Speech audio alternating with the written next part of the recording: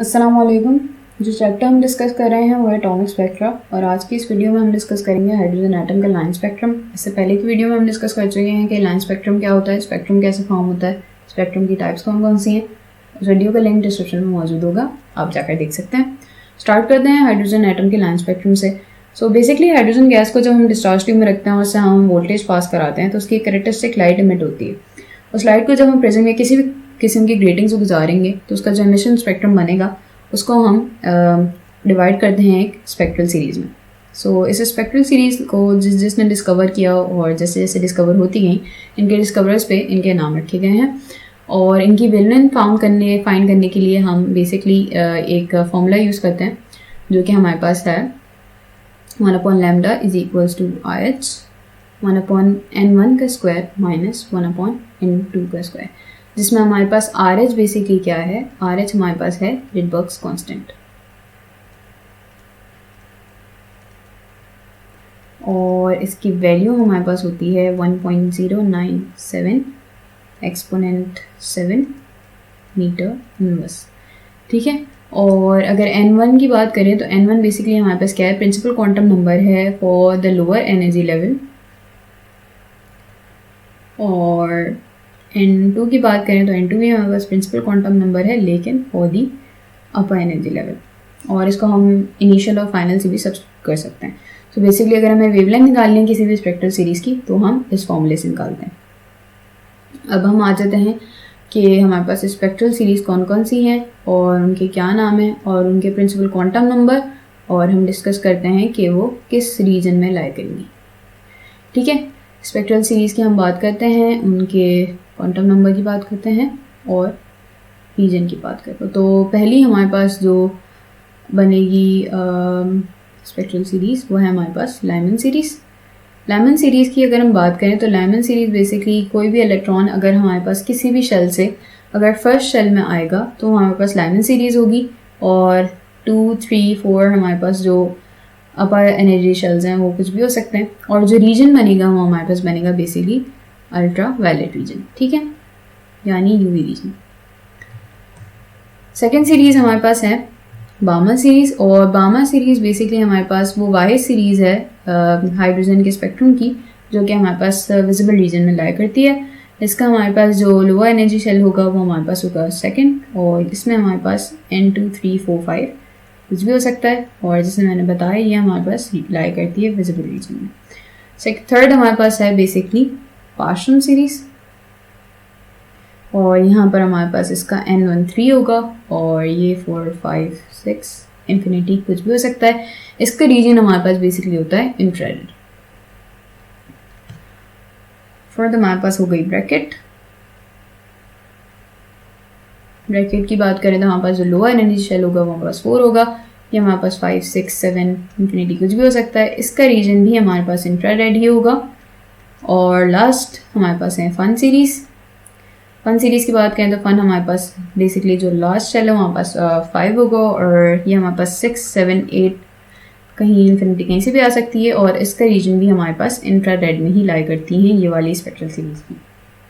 बात करें अगर हम कि इनमें हमारे पास फ्रीक्वेंसी, मैक्सिमम वेवलेंथ की अगर हम बात करें तो जैसे हमारे पास फॉर इलेक्ट्रोमैग्नेटिक रेडिएशंस अगर हम डिस्कस करें कि इलेक्ट्रोमैग्नेटिक रेडिएशंस की बात करें अगर, जैसे हमारे पास जो हम डिस्कस करें विजिबल रीजन या फिर अल्ट्रावायलेट रीजन की, तो इलेक्ट्रोमैग्नेटिक रेडिएशंस में हम वेवलेंथ की अगर हम डिस्कशन करें कि वेवलेंथ का जो इंक्रीजिंग ऑर्डर है हमारे पास वो क्या होता है कि हमारे पास increasing order UV ultraviolet is less than visible and visible is less than infrared.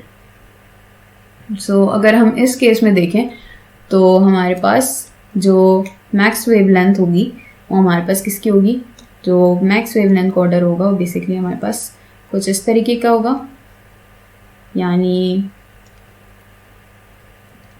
हमारे पास जो मैक्सिमम वेवलेंथ होगी वो हमारे पास होगी फन सीरीज़ की, और जो मिनिमम वेवलेंथ होगी वो हमारे पास होगी लाइमन सीरीज़ की।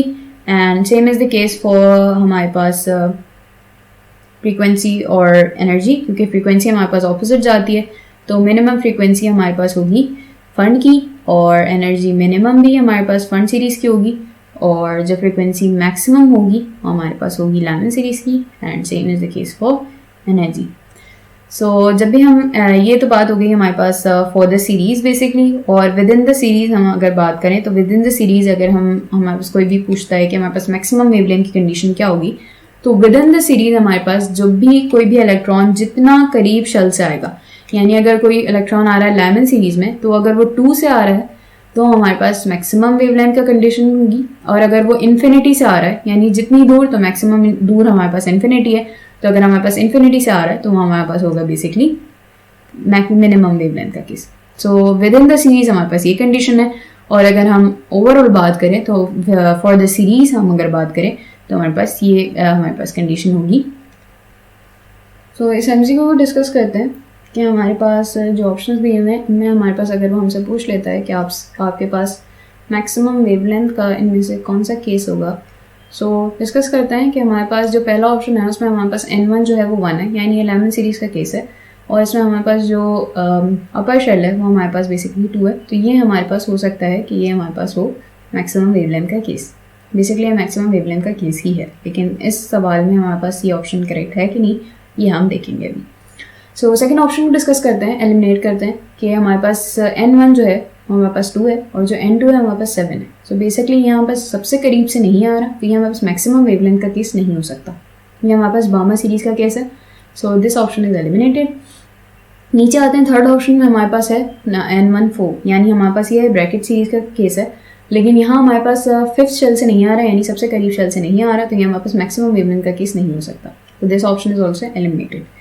आते हैं हम अपने लास्ट ऑप्शन पे। लास्ट ऑप्शन है हमारे पास बेसिकली N1 हमारे पास 3 है, यानी ये पार्शियल का सीरीज़ का हमारे पास केस है, और यहाँ हमारे पास जो N2 है वो बेसिकली 4 है, यानी फॉरन ही उससे अगले शेल से हमारे पास आ रही है, यानी सबसे करीब से हमारे पास इलेक्ट्रॉन जो है वो ट्रांसमिट होकर आ रहा है।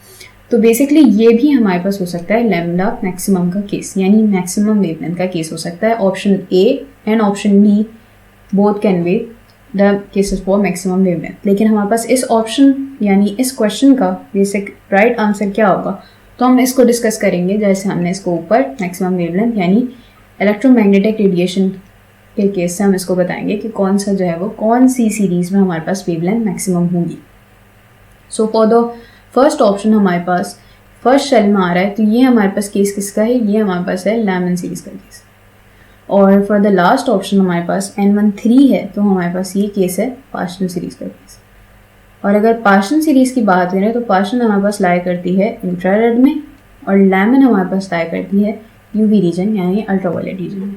और अगर हम यहाँ देखें तो हमारे पास अल्ट्रावायलेट रीजन की वेवलेंथ सबसे कम है और इंफ्रारेड की वेवलेंथ सबसे ज़्यादा है। तो हमारे पास मैक्सिमम वेवलेंथ के हिसाब से जो ऑप्शन करेक्ट होगा वो हमारे पास ये वाला होगा, यानी लास्ट ऑप्शन। तो ये हमारे पास है कि हमें पता होना ज़रूरी है कि कौन सी वेवलेंथ, कौन सी स्पेक्ट्रल सीरीज़, कौन सी इलेक्ट्रोमैग्नेटिक रेडिएशन कौन से रीजन में लाई कर रही है, और उसमें हमारे पास मैक्सिमम और मिनिमम वेवलेंथ या फिर मैक्सिमम मिनिमम फ्रीक्वेंसी का क्या केस बनता है।